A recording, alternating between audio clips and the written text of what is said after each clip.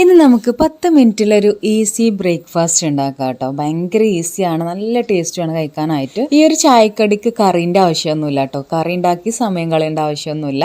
രാവിലെ എണീറ്റ് ഒരു 10 മിനിറ്റ് ഉണ്ടെന്നുണ്ടെങ്കിൽ നമുക്ക് പെട്ടെന്ന് ഉണ്ടാക്കി കൊടുക്കാം. ബ്രേക്ക്ഫാസ്റ്റ് ആയിട്ട് മാത്രമല്ല, കുട്ടികൾ സ്കൂളിൽ വരുന്ന സമയത്തൊക്കെ ഒരു 10 മിനിറ്റിൽ നമുക്കിത് ഷടപടാന്ന് പറഞ്ഞ് ഉണ്ടാക്കി കൊടുക്കാം.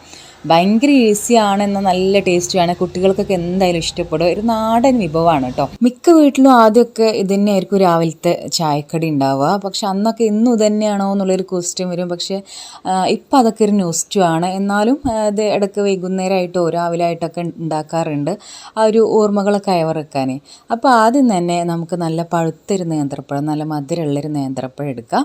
അതിൻ്റെ തൊലിയൊക്കെ കളഞ്ഞിട്ട് നമുക്ക് ഈ ഒരു ബൗൾ കൈ വെച്ചിട്ട് തന്നെ നമുക്കിങ്ങനെ എന്താ പറയുക, കഷ്ണങ്ങളാക്കി ഇട്ട് കൊടുക്കുക കേട്ടോ. കത്തിൻ്റെ ആവശ്യമൊന്നുമില്ല. ഇതുപോലെ ഇങ്ങനെ ഫുള്ളായിട്ട് ഇട്ട് കൊടുക്കുക. അപ്പോൾ കൂടുതൽ ക്വാണ്ടിറ്റി വേണമെന്നുണ്ടെങ്കിൽ 2-2.5 പഴം എടുക്കുക. അപ്പോൾ ഞാനിവിടെ ഒരെണ്ണം എടുത്തിട്ടുള്ളൂ, നല്ല പഴുത്തിട്ടുണ്ട്. ഇപ്പോൾ ഈ പഴം ഞാൻ നന്നായിട്ടൊന്ന് ഉടച്ചെടുത്തിട്ടുണ്ട്. കൈ വെച്ചിട്ടോ അല്ലാന്നുണ്ടെങ്കിൽ എന്തെങ്കിലും തവിയൊക്കെ വെച്ചിട്ട് നന്നായിട്ടൊന്ന് ഉടച്ചെടുക്കുക. പഴുത്താണല്ലോ, പെട്ടെന്ന് അങ്ങനെ ഉടഞ്ഞ് കിട്ടും. ഇനിയിപ്പോൾ ഇതിലോട്ട് ഞാൻ 1/2 കപ്പ് മൈദപ്പൊടിയും 1/2 കപ്പ് ചപ്പാത്തിപ്പൊടി, ആട്ടപ്പൊടി ഉണ്ടല്ലോ, അതും കൂടി ചേർത്തിട്ടുണ്ട്.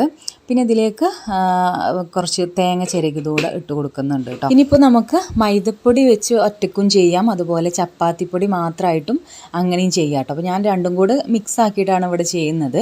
അപ്പോൾ നിങ്ങളടുത്ത് ചപ്പാത്തിപ്പൊടിയാണ് കൂടുതലുള്ളത് വെച്ചാൽ അത് ഒരു 1.5 കപ്പോ അല്ലെങ്കിൽ 1 കപ്പൊക്കെ എടുത്തിട്ട് ചെയ്യാം. അത് ക്വാണ്ടിറ്റി നിങ്ങൾ ആൾക്കാരുള്ളതിനനുസരിച്ച് അങ്ങനെ കൂട്ടും കുറക്കും ചെയ്യാം കേട്ടോ. അപ്പോൾ ഏതായാലും കുഴപ്പമൊന്നുമില്ല. ഹെൽത്തി ആയിട്ടാണ് ഉണ്ടാക്കാൻ ആഗ്രഹിക്കുന്നതെങ്കിൽ ചപ്പാത്തിപ്പൊടി മാത്രമായിട്ട് നമുക്ക് ചെയ്യാം കേട്ടോ, മൈദപ്പൊടി ഒഴിവാക്കാം. പിന്നെ ഞാൻ ഇതിലോട്ട് കുറച്ച് പാലൊഴിച്ച് കൊടുത്തിട്ടുണ്ട്. പിന്നെ ആവശ്യത്തിനുള്ള പഞ്ചസാര, ഒരു നുള്ളുപ്പും, എല്ലാം കൂടെ നന്നായിട്ടൊന്ന് കുഴച്ചെടുക്കുക ആവശ്യാനുസരണം. പിന്നെ നമുക്ക് പാൽ ആഡ് ചെയ്യേണ്ട, വെള്ളം വെച്ച് അഡ്ജസ്റ്റ് ചെയ്ത് ഇതുപോലെ ഇങ്ങനെ വിട്ട് വരുന്ന ഒരു മാവിൻ്റെ പരുവാകുമ്പോൾ നമ്മുടെ മാവ് റെഡിയാണ് കേട്ടോ. അപ്പോൾ പഞ്ചസാരക്ക് പകരം നിങ്ങൾക്ക് ശർക്കര ഒന്ന് ഗ്രേറ്റ് ചെയ്ത് ഇട്ട് കൊടുത്താലും മതി. പിന്നെ ഇത് ഞാൻ ചട്ടി ചൂടാക്കാനായിട്ട് വെച്ചിട്ടുണ്ട്. എന്നിട്ട് നെയ്യൊന്ന് തടവി കൊടുക്കുന്നുണ്ട്. അപ്പോൾ ഇനി നെയ്യ് തന്നെ വേണമെന്നൊന്നുമില്ല, വെളിച്ചെണ്ണ ആയാലും കുഴപ്പമില്ല. നെയ്യാകുമ്പോൾ ഒന്നും കൂടി ടേസ്റ്റ് കൂടും.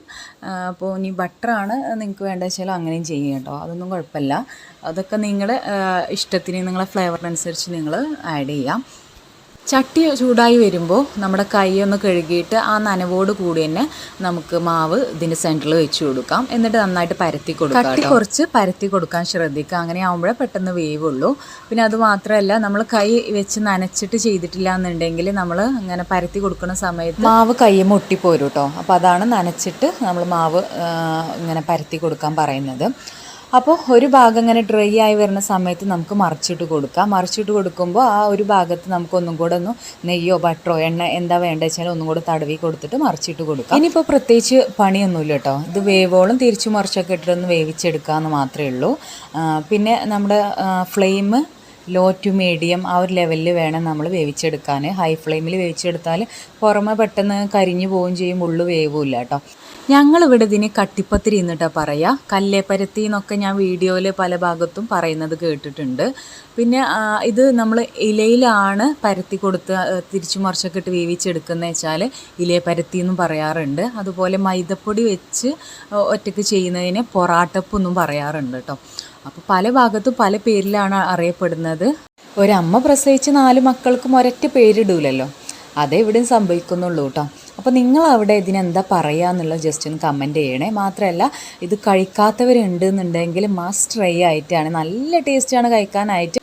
നിങ്ങളിത് നേരത്തെ കഴിച്ചിട്ടുണ്ടോ? കഴിച്ചിട്ടില്ലെങ്കിൽ എന്തായാലും ഇതുപോലെ ഒന്ന് ഉണ്ടാക്കി നോക്കിട്ടോ. അപ്പോൾ എങ്ങനെ ട്രൈ ആക്കല്ലേ? അപ്പോൾ ആദ്യം തന്നെ നമ്മുടെ വീഡിയോ ഒന്ന് സേവ് ആക്കിക്കോ, പിന്നെ ട്രൈ ആക്കിക്കോട്ടോ.